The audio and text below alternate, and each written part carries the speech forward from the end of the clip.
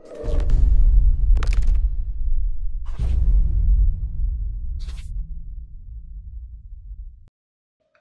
ಓಂ ಗುರುಭ್ಯೋ ನಮಃ. ಎಲ್ಲ ಆತ್ಮೀಯರಿಗೂ ನಮಸ್ಕಾರ. ಈಗ ನಾವು 2024 ಆಗಸ್ಟ್ ತಿಂಗಳು, ಈ ತಿಂಗಳಲ್ಲಿ ಕಟಕ ರಾಶಿಯವರಿಗೆ ಈ ಒಂದು ಆಗಸ್ಟ್ ತಿಂಗಳ ಪೂರ್ತಿ 9 ಗ್ರಹಗಳು ಒಂದು ರಾಶಿಯಿಂದ ಮತ್ತೊಂದು ರಾಶಿಗೆ ಬದಲಾವಣೆ ಆಗ್ತಾ ಇರತ್ತೆ. ಅದಕ್ಕೆ ಯಾವ ರಾಶಿಯಲ್ಲಿ ಯಾವ ದಿನಾಂಕ ಬದಲಾವಣೆ ಆಗ್ತಾರೆ, ಅದರಿಂದ ಈ ಒಂದು ನಿಮ್ಮ ರಾಶಿಗೆ ಅಂದರೆ ಕಟಕ ರಾಶಿಗೆ ಯಾವ ರೀತಿಯ ಒಂದು ಪ್ರತಿಫಲಗಳು ಸಿಗತ್ತೆ ಅಂತ ನೋಡೋಣ. ಆದ್ಮೇಲೆ ನಮ್ಮ ಚಾನಲ್ನ ನೀವೆಲ್ಲ ನೋಡ್ತಾ ಇದ್ದಲ್ಲಿ ಚಾನಲ್ನ ಒಂದು ವಿಷಯಗಳು ನಿಮಗೆ ಸಮರ್ಪಕವಾಗಿ ರೀಚ್ ಆಗ್ತದೆ ಅಂತಂದರೆ ಕಾಮೆಂಟ್ ಮುಖಾಂತರ ತಿಳಿಸಿ, ಮತ್ತು ನಮ್ಮ ವಿಡಿಯೋಸ್ಗೆ ಲೈಕ್ ಕೊಡಿ, ನಿಮ್ಮ ಸ್ನೇಹಿತರಿಗೆ ಮಿತ್ರರಿಗೆ ಶೇರ್ ಮಾಡಿ, ಸಬ್ಸ್ಕ್ರೈಬ್ ಮಾಡ್ಕೊಳ್ಳೋಕೆ ಹೇಳಿ, ನೀವು ಮಾಡ್ಕೊಳ್ಳಿ. ನಿಮ್ದು ಯಾವುದೇ ಸಮಸ್ಯೆಗಳಿದ್ದಲ್ಲಿ ನಮ್ಮ ಚಾನಲ್ನಲ್ಲಿ ಸ್ಕ್ರಾಲಲ್ಲಿ ತೋರಿಸ್ತಾ ಇರ್ತಕ್ಕಂತಹ ಒಂದು ಫೋನ್ ನಂಬರ್ಗೆ ಕರೆ ಮಾಡಿ ಸಮಸ್ಯೆಗಳ ಬಗ್ಗೆ ತಿಳಿಸ್ಬೋದು, ಕೇಳ್ಬೋದು. ವಾಟ್ಸಾಪ್ ಮುಖಾಂತರ ಟೈಪ್ ಮಾಡಿ ಅಥವಾ ವಾಯ್ಸ್ ಮುಖಾಂತರ ಕಳಿಸಿ ನಿಮ್ಮ ಒಂದು ಸಮಸ್ಯೆಗಳಿಗೆ ಸ್ಪಂದಿಸುವಂಥ ಪ್ರಯತ್ನ ಮಾಡ್ತೀವಿ. ಈಗ ಕಟಕ ರಾಶಿಯವರಿಗೆ ನಿಮಗೆ ಪ್ರಾರಂಭದಲ್ಲೇ ಸೂರ್ಯ ನಿಮ್ಮ ರಾಶಿಯಲ್ಲಿ ಸಂಚಾರ ಮಾಡ್ತಾ ಇರ್ತಕ್ಕಂಥ ತುಂಬಾನೇ ವಿಶೇಷ. ಬಹಳಷ್ಟು ಕೆಲಸ ಕಾರ್ಯಗಳಲ್ಲಿ ಜಯಪ್ರದ. ಎಲ್ಲಿವರೆಗೂ 16ನೇ ತಾರೀಕುವರೆಗೂ, ಆಗಸ್ಟ್ 16ರವರೆಗೂ ನಿಮ್ಮ ರಾಶಿಯಲ್ಲಿ ಸೂರ್ಯ ಸಂಚಾರ ಮಾಡ್ತಾ ಇರೋದ್ರಿಂದ ಶ್ರೇಷ್ಠವಾದ ಪ್ರತಿಫಲ ಸಿಗತ್ತೆ. ನೋಡಿ, ನಿಮ್ಮ ರಾಶಾಧಿಪತಿ ಚಂದ್ರನ ಬೆಳಗಬೇಕಾದ್ರೆ ಸೂರ್ಯನು ಮುಖ್ಯ. ಹಾಗಾಗಿ ಸೂರ್ಯನು ನಿಮ್ಮ ರಾಶಿಯಲ್ಲೇ ಇದ್ದಾನೆ ಅಂತಂದ್ರೆ ಚಂದ್ರನ ಮೇಲೆ ಪರಿಪೂರ್ಣವಾದಂತಹ ಬಲ ಸೂರ್ಯನಿಂದ ಇರುತ್ತೆ. ಹಾಗಾಗಿ ಈ ಸೂರ್ಯ ಚಂದ್ರರ ಇಬ್ಬರ ಪ್ರತಿಫಲ ಭೂಮಿ ಮೇಲೆ, ನಿಮ್ಮ ಮೇಲೆ ಕಟಕ ರಾಶಿಯವರಿಗೆ ತುಂಬಾ ವೈಯಕ್ತಿಕವಾದಂತಹ ಒಂದು ಮನಸ್ಸಿಗೆ ಏನು ಸಂಕಲ್ಪ ಇದೆ, ಮನಸ್ಸಲ್ಲಿ ಏನು ನೀವು ತಿಳ್ಕೊಂತೀರಾ, ನೆನೆಸ್ಕೊಂತೀರಾ, ಜ್ಞಾಪಿಸ್ಕೊಂತೀರಾ, ಆ ವಿಚಾರದಲ್ಲಿ ಕಾರ್ಯ ಜಯಪ್ರದ, ಗೆಲ್ತೀರಾ, ಸಾಧಿಸ್ತೀರಾ. ಇದು ತುಂಬಾ ಚೆನ್ನಾಗಿದೆ, ಒಳ್ಳೆ ಉತ್ತಮವಾಗಿದೆ 16ರವರೆಗೂ. ಆ ನಂತರ ಸೂರ್ಯ ಸಿಂಹರಾಶಿಗೆ ಪ್ರವೇಶ ಮಾಡಕ್ಕೆ ಮುಂದಕ್ಕೆ ಹೋಗ್ತಾನೆ. ಹಾಗಾಗಿ ಮುಂದಿನ ಮನೆಗೆ ಹೋದ್ರೂ ಕೂಡ ನಷ್ಟ ಇಲ್ಲ. ಸಿಂಹರಾಶಿಯಲ್ಲಿ ಸೂರ್ಯ ಸುಸ್ಥಾನ ಆಗಿರೋದ್ರಿಂದ ಸ್ವಲ್ಪ ಕೆಲವು ಕೆಲಸಗಳಿಂದ, ಕಾರ್ಯಗಳಿಂದ ದುಡ್ಡು ಬರುವಂತಹ ಒಂದು ಕೆಲಸಗಳಿಗೆ ಕೈ ಹಾಕ್ತೀರಾ. ಆ ವಿಚಾರದಲ್ಲಿ ನಿಮಗೆ ಅನುಕೂಲಿಸುವಂತಹದ್ದು ಸರ್ಕಾರಿ ರಿಲೇಟೆಡ್ ಯಾವುದನ್ನ ಅಪ್ಲಿಕೇಶನ್ಸ್ ಇರ್ಬೋದು, ಆ ಒಂದು ಕೆಲಸ ಕಾರ್ಯಗಳಿರ್ಬೋದು, ಪ್ರಾಜೆಕ್ಟ್ಸ್ ಇರ್ಬೋದು, ಆ ವಿಚಾರದಲ್ಲಿ ಸ್ವಲ್ಪ ಸ್ಕೀಮ್ಗಳಲ್ಲಿ ಆ ಒಂದು ಪ್ರತಿಫಲಗಳಿಂದ ದುಡ್ಡುಗಳು ಬರುವಂತಹ ಒಂದು ಅನುಕೂಲತೆಗಳು ಕೂಡ ನೋಡ್ತೀರಾ. ಆಗಸ್ಟ್ 1ನೇ ತಾರೀಕಿಗೆ ಶುಕ್ರ ಸಿಂಹರಾಶಿ ಪ್ರವೇಶ ಮಾಡಿರ್ತಾನೆ. ಹಾಗಾಗಿ 14ನೇ ತಾರೀಕಿಗೆ ಶುಕ್ರನ ಜೊತೆ ಸೂರ್ಯ ಸೇರ್ಕೊಂತಾನೆ. ಬುಧ 22ನೇ ತಾರೀಕುವರೆಗೂ ಕೂಡ ಸಿಂಹರಾಶಿಯಲ್ಲೇ ಇರ್ತಾನೆ. ಆ ನಂತರ ಬುಧನು ನಿಮ್ಮ ರಾಶಿಗೆ ರಿಟರ್ನ್ ಬರ್ತಾನೆ, ಅಂದ್ರೆ ನಿಮ್ಮ ರಾಶಿ ಕಟಕ ರಾಶಿಗೆ ರಿಟರ್ನ್ ಬರ್ತಾನೆ 22 ಆಗಸ್ಟ್ ನಂತರ. ಆವಾಗ ಬುಧ ನಿಮ್ಮ ರಾಶಿಗೆ ವಕ್ರ ಸ್ಥಿತಿಯಲ್ಲಿ ಪ್ರವೇಶ ಮಾಡ್ತಾನೆ, ಹಿಂದಕ್ಕೆ ಬರ್ತಾನೆ. ಮುಂದಕ್ಕೆ ಹೋಗಿರುವಂತಹ ಒಂದು ಬುಧ ಗ್ರಹ ಹಿಂದಕ್ಕೆ ಅಂದ್ರೆ ಹಿಮ್ಮುಖ ಚಲನೆ ಮಾಡಿ ವಕ್ರ ಸ್ಥಿತಿಯಲ್ಲಿ ನಿಮ್ಮ ರಾಶಿ ಪ್ರವೇಶ ಮಾಡ್ತಾನೆ.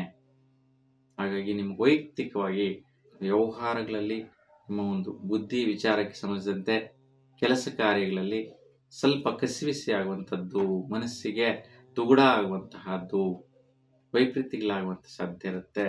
ಹಾಗಾಗಿ ಮಹಾವಿಷ್ಣುವಿನ ದರ್ಶನ ಮಾಡಿ ಈ ಒಂದು ವೈಪರೀತ್ಯಗಳೆಲ್ಲ ನಿವಾರಣೆ ಆಗುತ್ತೆ.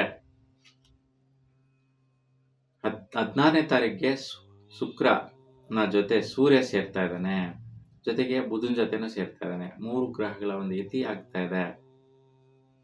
16ರಿಂದ ಹಿಡಿದು 22ರವರೆಗೂ ಬುಧ ಯತಿ ಆಗ್ತಾನೆ, 6 ದಿವಸಗಳ ಕಾಲ.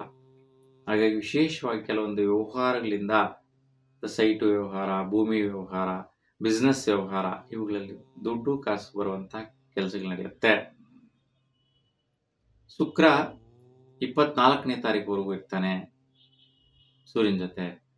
ಅದಕ್ಕೆ ಸ್ವಲ್ಪ ಫೈನಾನ್ಷಿಯಲ್ ಸ್ಟೇಟಸ್ ವ್ಯವಹಾರಗಳು ಕೂಡ ಸ್ವಲ್ಪ ಶತ್ರುಭಾವ ಸ್ಥಿತಿಯಲ್ಲಿ, ಅಂದ್ರೆ ಒಡುಕು ಟೆನ್ಷನ್ ಕಸಿವಿಸಿಯಲ್ಲಿ ಕೆಲಸಗಳಾಗುತ್ತೆ.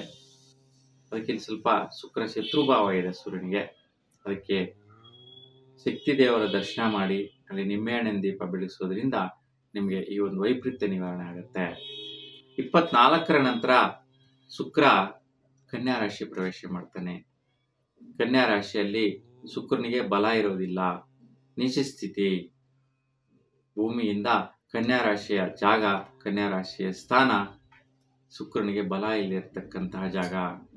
ಭೂಮಿ ಸುತ್ತು ಎಲ್ಲಾ ರಾಶಿಗಳಲ್ಲೂ ಒಂದೊಂದು ರೀತಿ ಪ್ರತಿಫಲ ಕೊಟ್ಟರು ಕೂಡ ಕನ್ಯಾ ರಾಶಿಗೆ ಬಂದ ತಕ್ಷಣ ಶುಕ್ರನ ಬಲ ನೀಚ ಸ್ಥಿತಿ, ಅಂದ್ರೆ ವೀಕ್ ಆಗ್ಬಿಡ್ತಾನೆ. ಬಲ ಇಲ್ಲದೆ ಇರೋ ರೀತಿಯಲ್ಲಿ ಆಗೋಗುತ್ತೆ, ಶಕ್ತಿ ಇಲ್ಲದೆ ಇರುವ ಸ್ಥಿತಿ ಆಗೋಗುತ್ತೆ. ಅಂದ್ರೆ ಶುಕ್ರನಿಂದ ಬರಬೇಕಾಗಿರ್ತಕ್ಕಂತಹ ಯಾವುದೇ ಎನರ್ಜಿ, ಪ್ರತಿಫಲಗಳು, ಆ ಒಂದು ಯೋಗಗಳು ಭೂಮಿ ಮೇಲೆ ಇರ್ತಕ್ಕಂತಹ ನಿಮ್ಮ ರಾಶಿಯವರಿಗೆ ಯಾವುದೇ ಪ್ರಯತ್ನ ಕಾರ್ಯಗಳು ಮಾಡಕ್ ಹೋಗ್ಲಿ, ದುಡ್ಡು ಕಾಸು ಕಳ್ಕೊಳ್ಳುವಂತಹದ್ದು, ಪ್ರಯತ್ನಗಳು ನಾಶ ಆಗುವಂತಹದ್ದು, ಸಕ್ಸಸ್ ಇಲ್ದಿರ ಆಗುವಂತಹದ್ದು, ಬಿಸ್ನೆಸ್ ವ್ಯವಹಾರಗಳು ಮುರಿದು ಹೋಗುವಂತಹದ್ದು. ಒಂದು ಸೈಟ್ ನೋಡಿರ್ತೀರಾ, ಮನೆ ನೋಡಿರ್ತೀರಾ, ಇಲ್ಲ ಬಿಲ್ಡಿಂಗ್ ಕಟ್ಟೋಣ ಅನ್ಕೊಂಡಿರ್ತೀರಾ, ಅವೆಲ್ಲ ಕೊಲ್ಯಾಪ್ಸ್ ಆಗತ್ತೆ. ನೀವು ಆ ಒಂದು ವ್ಯವಹಾರಕ್ಕೆ ಮುಂದಕ್ಕೆ ಹೋದವರು ಹಿಂದಕ್ಕೆ ಬರುವ ಸ್ಥಿತಿ, ಅವಘಡಗಳಾಗಿರ್ಲಿ, ಟೆನ್ಷನ್ಗಳಾಗಿರ್ಲಿ, ಇವು ನಡೆದೋಗ್ಬಿಡುತ್ತೆ, ಬೇಡ ಅನಿಸ್ಬಿಡುತ್ತೆ. ಈ ರೀತಿ ಆಗತ್ತೆ. ಅದಕ್ಕೆ ಸ್ವಲ್ಪ ವಿಷ್ಣು ದರ್ಶನ ಮತ್ತು ಲಕ್ಷ್ಮೀ ದರ್ಶನ, ಅಮ್ಮನವ್ರ ದರ್ಶನ ಮಾಡಿದ್ರೆ ಈ ವ್ಯವಹಾರಗಳೆಲ್ಲ ಸಕ್ಸಸ್ ಆಗತ್ತೆ. ಮನೆ ಕಡೆ ನಿಮ್ಮ ಸ್ವಸ್ಥಾನದಲ್ಲಿ ಕೂಡ ಸ್ವಲ್ಪ ಈ ಒಂದು ವೈಪರೀತ್ಯಗಳು ಹೆಚ್ಚಾಗಿ ನಡೆಯುವಂತಹದ್ದು. ಸೊ ಒಂದು ಸಂಬಂಧ ಇರುತ್ತೆ, ಆ ವಿಚಾರದಲ್ಲೇ ನಿಮ್ಗೆ ವೈಪರೀತ್ಯಗಳಾಗುವಂಥದ್ದು. ಇನ್ನು ವಿದ್ಯಾರ್ಥಿಗಳಿಗೆ 26ನೇ ತಾರೀಕುವರೆಗೂ ಒಳ್ಳೆ ರೀತಿಯ ಆದಾಯಪ್ರದ ಅನುಕೂಲತೆಗಳು ಲಭಿಸ್ತಾ ಇರುತ್ತೆ. 26ರ ನಂತರ ಸ್ವಲ್ಪ ಬದಲಾವಣೆ ಆಗುವಂತಹದ್ದು, ಮೂಡ್ ಚೇಂಜ್ ಆಗುವಂತಹದ್ದು, ಸ್ವಲ್ಪ ವೈಪರೀತ್ಯಗಳಾಗುವಂತಹದ್ದು ವಿದ್ಯಾರ್ಥಿಗಳಿಗೆ ಬರುತ್ತೆ. ನಮ್ಮ ಮಿತ್ರರ ವಿಚಾರ, ಒಳ್ಳೆ ಆದಾಯ ಕೊಡುವಂಥವ್ರು, ದೊಡ್ಡ ದೊಡ್ಡ ವ್ಯಕ್ತಿಗಳು ಪರಿಚಯ ಆಗ್ಬಿಡ್ತಾರೆ. ದೊಡ್ಡ ವ್ಯಕ್ತಿಗಳು ದುಡ್ಡು ಬರುವಂತಹ ಸ್ಥಿತಿಯಲ್ಲಿ ಅವರಿಂದ ಯಾವುದೋ ಒಂದು ಕೆಲಸ, ಕ್ರಿಯೆ, ನಿಮಗೆ ಯೋಗ ಅವಕಾಶ ಸಿಗತ್ತೆ. ಅವರಿಂದ ನಿಮಗೆ ಕೆಲಸ ಸ್ಟಾರ್ಟ್ ಮಾಡುವಂಥದ್ದು ಬರುತ್ತೆ, ಪ್ರತಿಫಲ ಚೆನ್ನಾಗಿರುತ್ತೆ. ವಿವಾಹ ಸಂಬಂಧಗಳು ಸ್ವಲ್ಪ ಕಠಿಣ ಪರಿಶ್ರಮದಿಂದ ಇರುತ್ತೆ.